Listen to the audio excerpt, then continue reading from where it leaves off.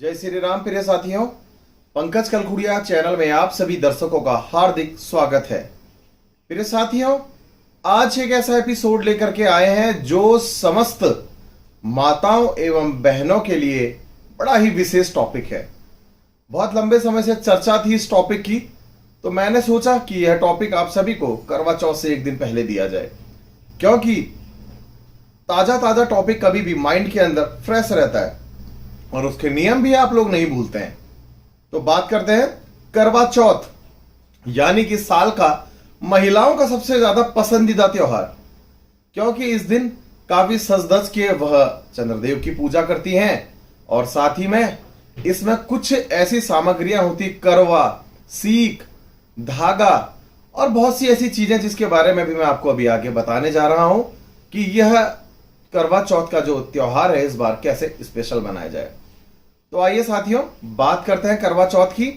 तो इस बार 24 अक्टूबर को रविवार के दिन करवा चौथ का त्योहार मनाया जाएगा। यह अपने आप में इस बार अनूठा और विशेष इसलिए है क्योंकि इस दिन चंद्रमा रोहिणी नक्षत्र में और सूर्यदेव स्वाति नक्षत्र में होंगे। रोहिणी नक्षत्र में जब भी चंद्रमा होते हैं उस दिन अपने आप में बड़ा ही विशेष अनूठा संयोग बन जाता है और साथ ही में इस दिन चंद्रदेव शुक्र की राशि यानी कि वृषभ राशि में होंगे, तो चंद्रमा उच्च के हो गए, तो सौंदर्य के प्रतीक और मन की जो गति है उसमें जो कंट्रोल आपका होगा वो बड़ा ही अविस्मरणीय रहेगा। साथ ही में इसमें सोने में सुहागा करने का काम किया सर्वार्थ सिद्धि योग और साथ ही में पारिखी योग ने। पारिखी योग और सर्वार्थ सिद्धि योग का अगर जो मिश्रण ऐसे समय पे जो बन रहा है यहां पर करवा चौथ के दिन, महिलाओं की हर प्रकार की इच्छा पूर्ति को पूर्ण करने में यह कुछ योग अपने आप में ही सक्षम है। बस मन लगा के अगर आप पूजा यहां पे करते हैं और सच्चे दिल से अगर आपकी पूजा है बिना किसी फॉर्मेलिटी की, तो आपका किया गया जो हर कार्य है वो कभी निष्फल नहीं होगा, वो फल की प्राप्ति आपको जरूर करवाएगा। साथियों, पूजा दोपहर में भी की जाती है करवा माता की, और साथ ही में जो महिलाएं जब साथ में बैठ करके पूजा करती है उसका भी एक बड़ा विशेष मुहूर्त निकल के आता है, वह है अभिजीत मुहूर्त। अभिजीत मुहूर्त ऐसा कि उस समय पे की गई कोई भी पूजा है, कोई भी कार्य कभी भी निष्फल नहीं होता है। तो उस समय को भी आप नोट कर लीजिए। प्रातः 11:36 से दोपहर के 12:24 का समय अभिजीत मुहूर्त का रहेगा। इसके बाद स्थिर लग्न का समय जो रहेगा शनिदेव की कुंभ लग्न का, तो वह रहेगा दोपहर 2:21 से दोपहर 3:49 का। चंद्रदेव के दर्शन कब से होंगे? देश के अलग अलग हिस्सों में अलग अलग समय में चंद्रदेव के दर्शन होंगे, पर अगर हम बात करें नॉर्थ के रीजन में, क्योंकि अभी हम नॉर्थ में हैं, तो यहां पर 8:03 के आसपास में चंद्रदेव आपको दिखाई देने प्रारंभ हो जाएंगे। और साथ ही में आप लोगों को चंद्रदेव की पूजा करने का यहां पर भरपूर सुनहरा मौका मिल जाएगा, क्योंकि पूर्ण दर्शन वो यहां से देना अपना प्रारंभ कर देंगे। महिलाएं जो प्रातः से अपना खान पान सब कुछ त्याग करके निस्वार्थ रूप से इसकी पूजा कर रही हैं, उसके लिए बहुत ही शुभ समय यह बन जाएगा। तो आइए साथियों, जो इसमें प्रयोग होने वाली कुछ सामग्री है उस सामग्री के बारे में भी चर्चा कर लेते हैं और कुछ बहुत इसके नियम, क्या इसकी मान्यता है, उस पर भी चर्चा कर लेते हैं। सबसे पहले करवा की आपसे बातें करते हैं। करवा मिट्टी का होता है, एक लोटे के प्रकार का होता है। उसमें आगे से अर्घ का जो एक टोटी जैसी होती है, छोटी सी, वो टोटी जरूर बने रहती है। इसका कारण समझना है। करवा को मिट्टी भी माना गया है और भगवान गणेश जी का स्वरूप भी माना गया है, और जो आगे उसकी टोटी होती है उसे भगवान की सूंड से तुलना करी गई है। चंद्रदेव के बाद जब चंद्रदेव की जो राशि जल तत्व होते हैं चंद्रदेव, तो जल तत्व की राशि में ही गणेश जी को भी काउंट किया जाता है। तो करवे में जल भर करके बिल्कुल रखना चाहिए, और जब पूजा करते हैं उसकी जो अपनी विधि होती है उस समय इसका प्रयोग करेंगे, और साथ में सीख का प्रयोग भी इसके साथ किया जाता है, उसके बारे में भी चर्चा करेंगे। मगर करवे का बड़ा ही विशेष महत्व है, करवे के बिना यह पूजा नहीं हो सकती है। 4 प्रकार की इसमें कथाएं, एक कथा में इसमें यह भी वर्णन है करवा मां है। करवा मां की भी इसमें कथा है, अलग अलग प्रकार की इसमें पुराने समय की जनश्रुतियां भी हैं। तो हमने जो इसमें साहित्य और ग्रंथों में अध्ययन किया तो गणेश जी के स्वरूप को भी इसमें हमने पाया। तो साथियों, करवा होना बहुत इसमें महत्वपूर्ण अंग है। अब बात करते हैं दीपक और छलनी की। एक समय पर आपने जो जनश्रुतियों के आधार पर एक कहानी बताई गई थी, तो वीरवती जी की इसमें आपने कहानी सुनी होगी। उनके भाई लोग अपनी बहन को भूखा देख करके बहुत ज्यादा परेशान थे और खुद भी भूखे थे। तो चंद्रदेव जल्दी नहीं आ रहे थे, तो उन्होंने क्या किया, छन्नी में एक दीपक रख करके उनको उनके व्रत को खुलवा दिया था। आगे क्या हुआ था आप सभी को पता है, क्योंकि व्रत के बारे में आप कहानी बार बार सुनते भी रहते हैं। तो साथियों, दीपक को आज के समय में अग्नि का स्रोत माना गया है। वर्तमान में रात्रि में अगर पूजा करनी है तो सूर्य देव का और अग्निदेव का सभी का प्रतिबिंब भी माना गया है। तो ऐसे में जब कभी भी चंद्रदेव को देखा जाता है तो छलनी और साथ में उसमें दिया रख करके पहले चंद्रदेव को भी देखा जाता है। साथियों, मन की एकाग्रता और नकारात्मकता को दूर करने के लिए भी यह करना बड़ा ही आवश्यक होता है, क्योंकि अग्नि जो होती है हमारे मन से सारे नकारात्मकता वाले भावों को दूर कर देती है। बात करते हैं साथियों यहां पर सीख धागा के बारे में। सीख, जिस समय पर आपने सुना होगा कि मां करवा के पति को मगरमच्छ ने अपने मुंह में भर लिया था, उसके पांव को उन्होंने अपने मुंह में ले लिया था, तो उस धागे से उन्होंने मगरमच्छ को बांध दिया और यमराज के पास जाकर के अपने पति के प्राणों की रक्षा करने के लिए विनती करी।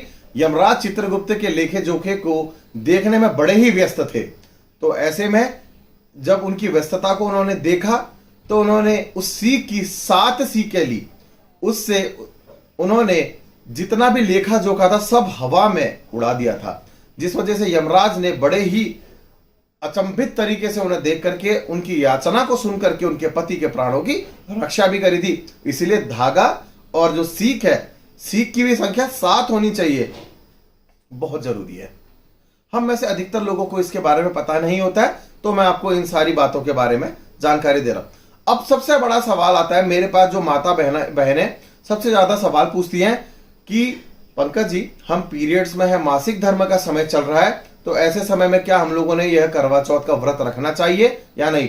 हालांकि मॉडर्न ट्रेंड में आप देखेंगे, ट्रेडिशन में देखेंगे कि महिलाएं पीरियड्स में भी होती है तो भी वह करवा चौथ का व्रत रख लेती हैं, पूजा में भी शामिल हो जाती हैं। पर देखिए, मैं आपको बात करूंगा मनुस्मृति और भविष्य पुराण के बारे में, क्योंकि हम जितने भी ज्योतिष कर्म के ज्ञाता हैं, हम लोग इस प्रकार से साहित्य को पढ़ने के बाद ही उसके बारे में निष्कर्ष निकालते हैं। तो मनुस्मृति और भविष्य पुराण का कथन है कि जब तक महिलाओं को 4 दिन नहीं हो जाते तब तक वह शुद्ध रूप से किसी भी पूजा में शामिल नहीं हो सकती। देव कार्यों के लिए 6 दिन में, पितृ कार्यों के लिए 7 दिन में उन्होंने कभी भी पूजा में शामिल होना चाहिए। तो ऐसे समय में कभी भी हो सके तो यह व्रत ना रखें। अब सबसे बड़ा सवाल आता है कि हर साल आप व्रत रखते हैं, साल में एक ही बार यह व्रत आता है, तो ऐसे में आपने क्या करना चाहिए। देखिए, साइंस, मैंने वैज्ञानिकों से भी बात करी जो हमारे टच में है, डॉक्टर से भी बात करी, गायनोकोलॉजी वाले से, उन्होंने भी हमें यह बताया कि जो गायनी की महिलाएं हैं वह कहती है कि जिस समय पर हम भूखे रहते हैं और पीरियड्स के टाइम में होते हैं, तो ऐसे समय में रक्त और जो शर्करा का कॉम्बिनेशन होता है वह सबसे ज्यादा शर्करा बर्न होती है, जिस वजह से भूखे प्यासे रहने की वजह से बहुत सारे प्रॉब्लम्स क्रिएट होते हैं, चिड़चिड़ापन, अनियमितता, ये सारे की सारी कमियों को दूर करने के लिए पेट का भरा रहना बहुत आवश्यक है और जल भी जाना इसमें आवश्यक है। तो हम भी साइंटिफिकली तौर पर पीरियड्स के दौरान पे कभी भी व्रत रखने के लिए मना ही करेंगे।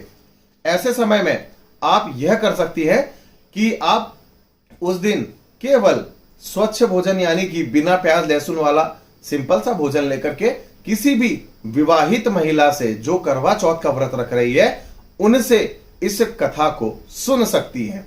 इससे आपके जितने भी अपने मन में स्वप्न थे अपने पति की पूजा करने के लिए या उनकी लंबी आयु के लिए, तो इससे आपको बल प्राप्त होगा और पति की आयु भी दीर्घायु रहेगी।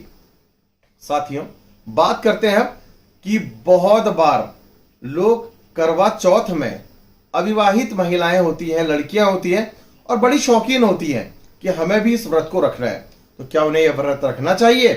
तो मैं बताता हूं कि बिल्कुल अवश्य इस व्रत को आप रख सकती हैं, अपने प्रेमी के लिए रख सकती हैं, उसकी लंबी आयु के लिए और उसके प्रेम को अधिक रूप से पाने के लिए भी आप इसको व्रत को पूरे तरीके से रख के पालन करके, फॉलो करके नियम को रख सकती है, बशर्ते आपके लिए 2 नियम चेंज हो जाते हैं। आप यहां निर्जला की जगह निराहार होंगी। निराहार में आप जल जरूर लेंगी, साथ ही में आप चांद को नहीं बल्कि तारे को देख करके अपने व्रत को खोलेंगी।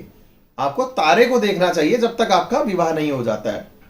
साथियों, बात करते हैं यहां पर कि आपने जब करवा चौथ की पूजा हो जाती है उसके बाद दान में क्या देना चाहिए, तो 16 श्रृंगार का सामान आप सुहागन महिलाओं को दे सकती हैं। सबसे बेहतर चीज यह है, इससे आपको और आपके व्रत को जो आपने किया है उसका फल दोनों को प्राप्त होता है, दिए हुए को भी, खुद को भी।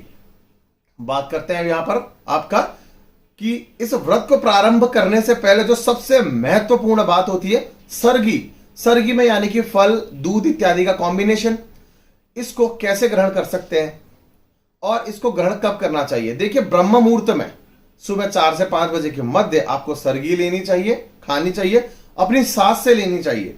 आपकी सास इस सरगी को देगी तो ही आप इसे खाइए। और साथ ही में अब सबसे बड़ा सवाल होता है कि जिसकी सास ही नहीं है तो क्या करे। और बहुत से सवाल ऐसे भी उठते हैं कि जिनके सास हैं पर वह विधवा है तो भी क्या कर सकते हैं। सारे सवालों के आंसर लेके आज मैं आप सभी के मध्य प्रस्तुत हूं। तो आप सरगी फिर भी अगर सास है पर विधवा है तो भी उनसे लेंगी, और तो भी उन्हीं के हाथ से ली हुई सरगी आप खाएंगी, क्योंकि आप उनके बेटे के लिए, अपने पति के लिए आप वो व्रत रख रहे हैं। अब सबसे बड़ा सवाल आता है कि सास ही नहीं है तो सरगी को कैसे लिया जाए। आप जिस महिला को अपनी सास या मां के समान समझती हैं, उस महिला से भी अगर आप इस सरगी को लेते हैं तो व्रत का फल ज्यों का त्यों बना रहता है। जो भी आपका व्रत आप रख रहे हैं और इसको निष्फल होने से जो चीजें बचा सकती है, सारे नियम मैंने आपको बताई है, जिससे आपको पूर्ण रूप से इसके फल प्राप्त होंगे। तो प्रिय साथियों और माताओं बहनों, आपके लिए क्योंकि ये स्पेशल प्रोग्राम था, तो आप सभी के लिए करवा चौथ के पर्व की, इस व्रत की हार्दिक आपको शुभकामनाएं, और हम आशा करते हैं कि आपको इसका फल पूर्ण रूप से प्राप्त हो। अभी के लिए बस इतना ही। धन्यवाद और जय श्री राम।